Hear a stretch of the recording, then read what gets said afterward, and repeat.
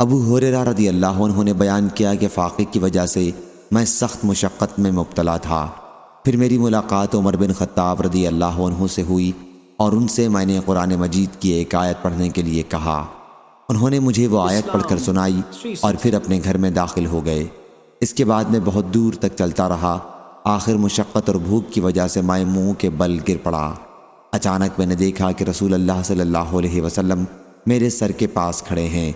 حضرت صلی اللہ علیہ وسلم نے فرمایا، اے ابو ہریرہ رضی اللہ عنہ۔ میں نے کہا، حاضر ہوں یا رسول اللہ صلی اللہ علیہ وسلم، تیار ہوں۔ پھر حضرت صلی اللہ علیہ وسلم نے میرا ہاتھ پکڑ کر مجھے کھڑا کیا۔ آپ سمجھ گئے کہ میں کسی تکلیف میں مبتلا ہوں۔ پھر آپ مجھے اپنے گھر لے گئے اور میرے لیے دودھ کا ایک بڑا پیالہ منگوایا۔ میں نے اس میں سے دودھ پیا۔ حضرت صلی اللہ علیہ وسلم نے فرمایا، دوبارہ پیو ابو ہریرہ۔ میں نے دوبارہ پیا۔ حضرت صلی اللہ علیہ وسلم نے فرمایا، اور پیو۔ میں نے اور پیا، یہاں تک کہ میرا پیٹ بھی پیالے کی طرح بھرپور ہو گیا۔